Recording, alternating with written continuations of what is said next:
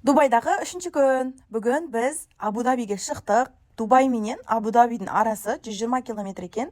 Біз 50 минутта жеттік Абу-Дабиге. Абу-Дабиде дүние жүзі бойынша ең үлкен мешіт бар. Великий мечеть Шейха Заида дейді. Ол жерде еще ең үлкен люстра, ең үлкен дүние жүзі бойынша кілем бар.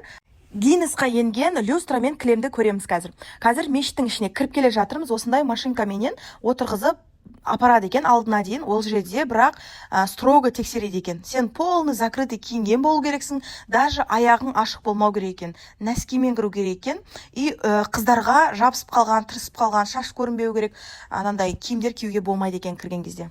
Мен специально осындай абайка сатып алған едім Сарағаштан, біліп, осы мешітке баратынымызды біліп, осы мешітке кіріп жатқан кезде алдымды жауып, істеп кірдім. Ол жерде кәдімгі кинолардағыдай охраналар тұрады екен. Әрбір точкада одан кейін суретке түскен адамды қарап байқап тұрады. Кіріп жатқан кезде бізге ескертті, мимика көрсетуге болмайды. Серьезно кіріп, просто көріп шығу керек. Құшақтасуға болмайды. Даже күйеуіңмен әйел болсаң да сен қол ұстасуға болмайды екен.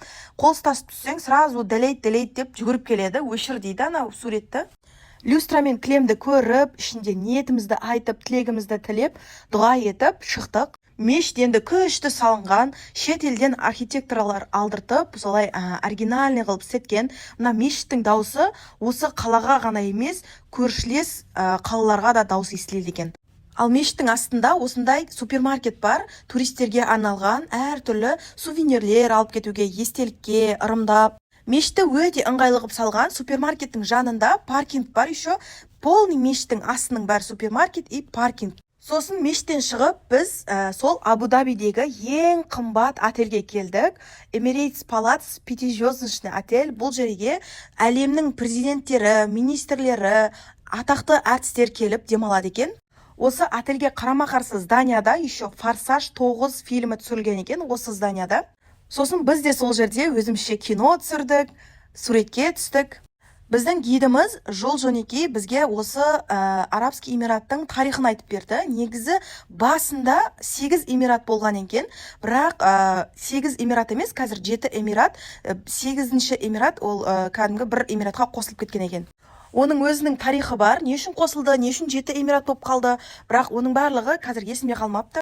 Дубайға қарағанда Абу-Дабиде көп нәрсе арзан деп бізді базарына әкелді. Біз бұл жерде бірінші кезекте финики сатып алуға келдік. Финикидің барлығының дәмін көрсетіп, өзіміз таңдап алдық. Үйге Қазақстанға алып қайтамыз. Негізі енді Арабский Эмираттың символы ғой финики. Құрманың свежий түрінде жеп көрдік, бірақ бізге ол онша ұнамады. Біздің финикиімізге қарағанда бұлардың финикилері дәу и тәтті болады екен. Сосын фрукты, овощи сататын базарға келдік. Бұл жерден мен манго жеп көрдім. Манго вообще жеп көрмеген едім. Кәдімгі дәмі обычный. Сосын үлкен баламның заказын орындайын деп, драгон деген цитрусты іздедік. Мынау драгон деген цитрус екен. Кесіп дәмін көрейік десем, жоқ, ашуға болмайды, кесуге болмайды, бұл қымбат тұрады деп, кейін біреуін сатып алып, қазір дәмін көретін боламыз. Драгонды кесіп келем дегенше, осындай фруктыйдың дәмін көрдік, бірақ маған онша ұнаған жоқ. Драгон деген осы іші осындай болады екен. Іші осындай аппақ, мак сияқты. Комментарийде бұл фруктыйдың барлығы бізде Сарағашта бар ғой деп жатыр екенсіздер. Сарағаштікі басқа, Дубайдікі басқа, Дубайдікін көргім келді. Сатушысы осындай веселый жігіт екен, бізге әзілдеп бірдеңелер айтып отыр ғой. Өзім жеп көрмеген фруктыйдың 8 түрін алдым, Қазақстанға алып қайтатын боламын. Барлығынан 1-1 килограммнан. Абу-Дабиде арзан деп алып келген базарынан біз 100 000 теңге жаратып шықтық. Сонда Дубайда бұдан да көп жаратады екенбіз да, егер Дубайдан алатын болсақ ше. 3-4 пакет толтырып алдым. Енді бұны аэропорттан қалай алып қайтам деген ой келіп жатыр. Сіздерге қалай қызық болды ма? Бүгінгі 3-ші күніміз осылай өтті. Өзіме қатты ұнады. Көп жаңа нәрселер көрдім, үйрендім, естідім, дәмін көрдім. Өмірге бір-ақ рет келетін болған екен, барлық нәрсені көріп қалу керек, жеп қалу керек, ішіп қалу керек. Ұнаса лайк басып, комментарий жазып кетіңіздер.